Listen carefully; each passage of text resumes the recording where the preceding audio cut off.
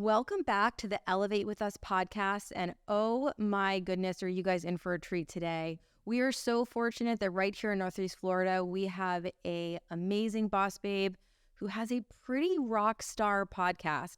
I'm going to let her tell all about it because it's pretty amazing. If you aren't listening to it, you better add it to your list.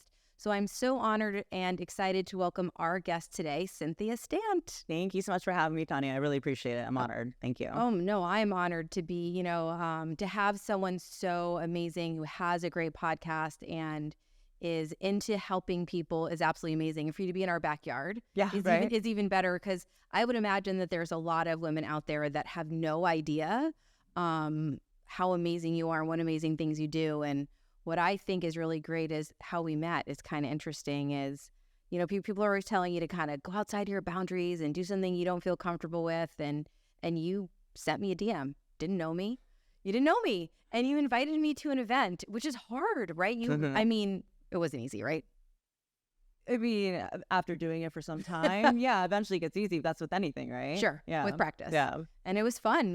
There was a little fundraiser portion of it, which I can't wait to talk about, that organization you're a part of. But it was really just a fun mixer with people from all weeks of life. I've actually made a really good friend from the event. She's going to be on the podcast next week. I love that. And she taught a class to the realtors. Her name is Lisa Hannigan. She's amazing. Oh, yeah. And we've really, really connected, which is awesome. Which is so cool, right? That is so cool. Yeah, so cool. So cool. So I'd love to hear your story and kind of how you got where you are today. Wow. All right. We have less than an hour, right? Let's do this. I am a business consultant and success mentor to 6 and 7-figure women. And, it's crazy the journey that I've been on. But for me, I'm very flattered. I never called myself this, but the online industry has coined me as the queen of sales. Sure. And I accept that, that's cool. But I think for me, I've always been a really spiritual woman. I'm really dedicated to metaphysics. I understand that nothing is happening to me. Everything is happening for me, by me, and to get extra woo with it, it is me. Everything that happens on the outside is a reflection that's happening within. And so I believe the reason that I am obsessed with sales, I will say obsessed. Obsessed, I love it. I love sales. I'm obsessed with sales because I think that's the most spiritual thing that you could possibly do. For me, getting a sale is not just like getting a new client, like ka-ching, woo, money in the bank. It's more so like, wow, I'm using my God-given gifts to support this person having success. Sure. So I've helped women all over the world to make millions of dollars. And when you said, is it nerve-wracking sending a DM? My goodness, it was in the beginning, but now I'm somebody that has personally made over $5 million in sales in DMs. You know what I mean? Right. So it feels good, right? Right. Yeah. So it's like, for me though, how did I get to this point? It's been a roller coaster. It's been a ride. And I always joke around, but, as a realtor too, you might work with a broker, but like you are an entrepreneur. If you're a salesperson, absolutely. I always say you are the CEO of your desk, right? You run your own portfolio. 100%. And at the same time, whether you are a CEO or not, you are the CEO of your life, right? Correct. And so when I first got started in all of this journey, I guess I'll go back to like how I got started in sales. Okay. What's really funny is that no one has ever taught me how to sell, like ever. And I think that we forget that that's where the millions lie. Is like, what is that thing that you're just so good at that everybody comes to you and you're like, what? You actually want to learn this? Like, sure. You don't even know how to explain it because it's so natural to you. Right. Like, people are like, how do you sell? I'm like, what are you talking about? I just open my mouth. Like, what do you mean? Like, you just open your mouth. Like, that's all you do. But I was like, how do I do this? And if you can just simplify it and put it into easy steps and support other people to get results. Right, make it repeatable. Get a solution. Like, boom, there you go. Yep. But when I first started, I went to school. This is so fucking funny. I went to school for marketing with a minor in advertising. And I went to the University of Delaware, which is a really good school. Like, yes, it is. Our president, like, actually went there, Biden, right? Like, so it's like a good school. But the tough part is when I went there, I went to school for marketing, like I said, and I had a flip phone in college. Like, I'm still pretty young, right? But I had a flip phone. Like, my whole company's on social media now. So there went hundreds of thousands of dollars. Awesome. But anyway, and I was working, when I was going to school, I was working full time. Okay. And I worked at a high-end restaurant. And it's funny, like, they weren't even hiring, and I like sold myself in there. I had no experience. Of course you did. I am not surprised. Every position I've ever had, I've never kept more than 2 years. I either quit or got fired. And also, they were never hiring. I just I want that. And I got in, right? Good for you. Relentless. Yeah. I've been told by many people that I'm very persistent. I know what I want. I get it. But so I was serving tables. I'm 21 years old. And I just remember like thinking like, okay, how am I gonna make a lot of money doing this? All of the margins are on the back of the menu in the wine and spirits. Yes, ma'am. So I decided, at 21, that I was going to go home and buy this $300 bottle of wine that I'm selling every night, right? Like most kids are drinking Burnett's cherry vodka, right? But I was like, no, screw this. Like I want to do this because I want to taste it. I want to experience it. I went to my boss and I was like, can I have the tasting notes from the distributor? Like I'm going to know this shit. And so next thing I know, I was making at least 25% more jingle in my pocket every night than my peers. Because you were selling high-end wines. But it wasn't just selling. I was creating, like, I can tell I was creating an experience. Sure. And like, I was like really like adding like, I don't know what I like. I'm like, I'm going to help you find what you like. And they're like, I'll take 2, please. You know what I mean? And like, I just kept doing it again and again. And then one night I got really lucky, which we know isn't true, right? Luck we'll just keep it, but what they say for now. Isn't it like luck when they say persistence meets opportunity? Yeah, absolutely. Yeah. Okay, so all of a sudden I had this table and they were just like really like vibing with me and they were like, okay, she knows her stuff. And they were like kind of testing me a little bit and just having fun. And it was a corporate dinner. And next thing I know, they were leaving and they left a business card on the table for you. And I found out super cool. That table was the management team of the largest distributor in the world for wine and spirits. And they said, we want you to come interview with us. Okay, so that exact same night, I found I was pregnant. Oh, wow. So this is a lot. Yeah. This is heavy. Yeah. So best night of your life, best night waitressing, serving people, right? Doing that. And then all of a sudden you find you're pregnant. Then I was pregnant. Okay, life-changing. So there's this like really cute bartender at the restaurant next door. I just read your story with your husband. It's so sweet. It's so cute and kind. I love it. Tell us an abridged version because it's really sweet. So, everyone needs this in their life. So I was at my lunch break, and of course, when you're 21 on your lunch break, you're gonna go get like a margarita or a martini or something. Sure, right? Gotta get through the evening shift. So I was sitting there at this amazing sushi place, and I remember I was sitting with my friend, and this guy who's now my husband walked in. I remember seeing him. Like it's like the movies. I remember being like, oh my gosh, it's like love at first sight. It's so cute. To this day, I still think he's the most handsome man. Like his just smile, like he's just so like I don't know, he's like made for me. But I remember being like, what? And I said to my friend, I was like, hey, like, is that guy short? Because as you know, I'm really tall. Yeah, people who meet me in real life are like, what? Every time. She's tall. I'm just shy of 6 foot. So I was like nudging, I can't tell. And I said, is he short? And he joked around. He goes, yeah, he's short. And I was like, oh, damn, I didn't know they were friends. And he joked around. He said, you never would date a taller girl. It's okay. And then my drink was free. I left my number. And then every single day for 3 months, like we were just together. I'm very infatuated, skipping, like having fun every night kind of thing. But yeah, I found I was having a baby and I was like, oh shit, like, right? So sure, shit's real now. Yeah. So we decided to get married and like hardly knew each other, but like we were both really happy to be parents together. But at like 21, I had the baby at 22, but I already had to like grow up. My friends were all backpacking through Europe and bar hopping and like, I was like, you're a mom. And I had this opportunity, but of course, same day, I'm going for this shit. Like I can't be serving tables with a big belly. Like that's not happening. Right? Sure. No, absolutely. So I honestly didn't even know what the position was. I counted it. 13 interviews.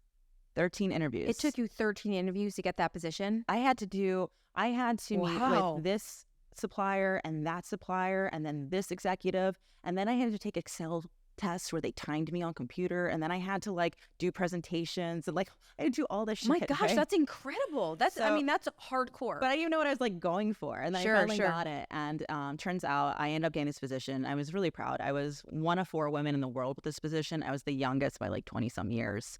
That's amazing. Thank you. I ended up becoming the regional manager for Jim Beam brands. Okay. And Jim Beam's like really cool. It's so funny. I'm such an old lady, but I love my Jim Beam. Like if I'm at home, I'm drinking Coke Zero and Jim Beam. Like I love Jim Beam. I think it's because I'm really tied to it too. Sure, it means something to you, and it probably evokes a memory. And I mean, I've like sat with the owner of Jim Beam at his house. Like I took clients to crack open barrels with him at 9:00 in the morning. I've been to Maker's Mark. Like it's American too, and I'm proud to be an American. Absolutely. So I love the heritage. I love that. They really trained me. I'm a certified intro sommelier through the Quarter Masters. So like it was like a really cool experience. And yeah. So I mean, with that though, I just thinking about like I'm on salary. Okay. And since day one, I'm forecasting, I'm budgeting, I'm training people on how to hit the goals. I'm giving them the tools, I'm building the relationships. And we're doing this for every bar, casino, restaurant, liquor store in like the region. And the thing is, people don't realize, like, Jim Beam is not just the old man Jim Beam. Like, there is their higher end Maker's Mark, but they also had 𝗥𝗲𝗹𝗏. They had Salsa Tequila. They had Skinny Girl. Selling that shit was so fucking hard. Really? But then they had Pinnacle Vodka and every fruity tooty, fresh and fruity like flavor, including pumpkin pie and whip. Yes, yes. Every size mini. Like, I had to like price every single one. Every increase, every Sure. like sale, everything was me. Wow. And so both years that we did that, until I left, but we ended up being #1 in the country for our sales. Congratulations. That's amazing. I've had like standing ovations for some of the things that I came up with to sell Irish whiskey, like some crazy stories. But yeah, like I really figured out, like, I get the sales shit. Like, I know this. Sure. Here's the issue. While you're selling wine and spirits, like, when do people drink? Nights. At night. Weekends. Holidays. Right? Like, so you're working on all the days that and it was when so you're a cool. mom. When I was 22, it was sexy and fun. Like, I was being Kentucky and then Miami, then go to Philly, then New York. Yeah. I got this job because I was having a baby. And I never saw my baby. Right. I literally, like, I can get teary-eyed. At 3 weeks, I put him in daycare. Because you had to. Yeah, like, it's like, shit, you know? Like, so I, like, really thought to myself, like, what do I want? What do I want? And I remember, like, this is when I first got into law of attraction, like, right around there. Sure. Like, I really felt like that helped me to manifest my husband. But then I started, like, okay, that works for my husband. I need to work on my job. Okay. I remember I loved my boss. I still love her. I talked to her this past week when I was visiting home. Really? Oh yeah, she's like, I'm her like third child. She says, like, you know, like, oh, but I love that. no, she was a mentor in my life, and like, she's just my biggest cheerleader because she's like, look what you've done, like, holy shit, like, she always saw it in me. Like, she was the one that really pushed me to get that job. But I love her. But like, I remember looking at her. She went through a divorce in this position, and she had 2 heart attacks. And I'd be like, is this where I want to stay? I don't think so. Right? No, I mean, you're not wrong. It's very hard working for somebody else or working for yourself, and it's really hard to balance it all. I mean, is there balance? I mean, really? I don't believe in balance personally. I don't either. Yeah. That's a conversation for another day. Exactly. So anyway, we I was like, what do I want? And I remember really thinking, like, if I could have anything, what would it be? #1, I would be somewhere warm because it was so cold. I'm from Delaware. I was just remember being so cold. I'm from Connecticut. I know how cold it is. Our house was 1800s and like the heat, and I just like remember. And it's like all wonky, the heat. It's like warm in one spot and cold in another. I wanted somewhere warm. Sure. And I remember literally saying, I want to work with somebody who's extremely wealthy, and I want to be an apprentice. And I want to learn everything that they're doing. Okay. And I want to be someone young, like, and cool, like, you know, like, I just want to like learn from somebody who's doing it because I know I can. Like, I'm smart. I can do this. Like, look what I just did. I can do this. Sure. And so I kid you not, I'm sitting in my office and my phone rings and I pick it up. It's my husband, and he's like, hey, babe, this is bonkers, but just like, hear me out. I'm like, okay. He goes, I think we should move to Florida. And I was like, okay, why? And he goes, my friend from college, he really did a ton with investing in real estate, and he blew up. He did over like 300 units in Elmira, New York. And now all of his like friends and family are like, how'd you do that? So he's all these investors, and he wants to do it again. But this time he doesn't want to be the one that implements it. He wants to train somebody to do it, and he wants to be me. And I was like, I'm in. I literally walked into the office and I was like, I quit. And you just quit just like that? Like that. Like on a phone call. Just like, boom. I was like, you can't make this shit up. Like, I literally wrote that, and then it happened, right? So I was like, okay, God, like, I'm going with this. So we moved down and we became the apprentice for our friend, and we learned everything. We went to... And where in Florida were you? Newport Richie, man. Okay, got it, yeah. It was bonkers. We were buying 3-bedroom, 2 bathrooms for like $30,000 back then. What year was this? This was 2014. Okay, so after the crash, when the market... Okay, makes sense. Okay, got it. So we literally bought over 300 houses in 1 year. And... Wait. Yeah. 300 houses in 1 year. Yeah, everything. I mean, that's an incredible amount per week. We did like under 5 flips. Like, everything else was just buy and hold. And so our jobs, like, we did everything. We went and we found the properties. You know, they're sight unseen, but like, we totally would like be breaking into these. Absolutely, like, yeah. We're having our second baby, and I have this big belly, and I'm like assessing all the properties before we put the offers in, and I'm like breaking open doors, and I'm seeing like literally, it was like, I'm sure you saw not great things. just like needles and like so many dead animals and like roaches and just like these bedrooms that you're like, I can't believe this is a children's bedroom. Like, right. What? Yeah. Like I literally in that town, I've seen dead bodies in that town. Like I'm not even kidding. Like it was like, yikesers. It was boy. This is part of our story, you know. And there I am with my big belly, and I'm just like, okay, I'm doing this. But yeah, so I would like assess all the houses so I would know what the offer would be worth. And then my husband would manage the teams and we would rehab all of them. And then we would rent them out and then we would manage them all. So okay, we were like, okay, my husband was like 11:30 at night getting phone calls and he would like shut the door. It was absolutely because you're managing. There's those problems. Yeah. Yeah. You can imagine it wasn't the easiest thing for my family life when I moved. My family was really upset with me. Because your entire family was in Delaware and you picked up and brought grandbabies with you. That was the thing. I took the grandbabies. You took the grandbabies. You do not fuck with the grandma and the grandbabies. You do not mess with the grandbabies. Especially a grandma from Jersey, okay? Like, no. She like was not having I'm it. sure. Yeah, no, that's hard. Yeah, so we were there and we were, you know, for the first time ever making 6 figures. And we just felt like, isn't that funny? I did all that in sales and I wasn't even making 6 figures. Yeah, I mean, I did assume that you were, you know, making 6 figures because it sounded like you did a lot, accomplished a lot. In the liquor industry, they're sneaky, but in the best way. When you're they pay you in hotels and events and like like points and like yeah. No, but like I'm taking you on this retreat and you're gonna like go to the fields of like, you know, whatever Jalisco or whatever to like learn about the tequila. And, yeah. So like. Yeah, so you think that's cool? Or like NBA tickets all the time. Dave Matthews, right. Behind the scenes, like so. I'm 22. I'm like. I'll take a Yeti cooler. That's cool. You know? But you're like, I don't care about that. Now we're making like 6 figures, but oh my God, we are working our fucking asses off. Sure. And probably working like 80 hours a week. Yeah, and then we have a second baby, and like I was like, okay, I'm gonna be a real mom this time. I'm gonna be a great mom, and like I'm not gonna lie, like I fucking sucked at it. Like I think, yeah, not everyone's meant to be a stay-at-home mom. Like, it's hard. It's you know, all of it's hard, right? Choose your hard. And I wanted it so bad, but the thing was, I was so used to delegating and going here and breaking down doors, and like, you know, like all this stuff. I didn't know how to just sit with my baby, and honestly, that's when I learned how to meditate. I hired someone. I was like, teach me how to do this because I'm like can't get out of my head. That's when my whole life changed. And honestly, that's when my sales game really took off. Is through that. That's so amazing. I love that. I think that people don't understand the power of meditating. Life changing. They assume it's like sitting on the floor with your eyes closed. 𝗥𝗢𝗚. And they don't understand. Man, for the life of me, I can't remember the name of this guy's name, but he's a really powerful meditator. He worked for Google, and he's got some great books that I've read. Leveraging Joy. That's wrong. It's really, really great. Something like that's that. That's wrong, but you know, it's something like some really Joy's in the name, and he's worked for Google. And his story, I'll find the book and recommend it to you. It's really, really great, and it talks about his meditation journey and how it brought him to all these cool places. So when I started meditating, like for me, meditation is the art of doing nothing. It's learning to shut off your thoughts. It is so hard if you have energy, because you have a lot of energy, and I don't mean that you're like running around like crazy. Like your vibe is creative, a manifester. Well, like but I'm it's constant, like powerful, and you know, it's when you have energy like that, it's hard to just be still. Because I totally relate to that.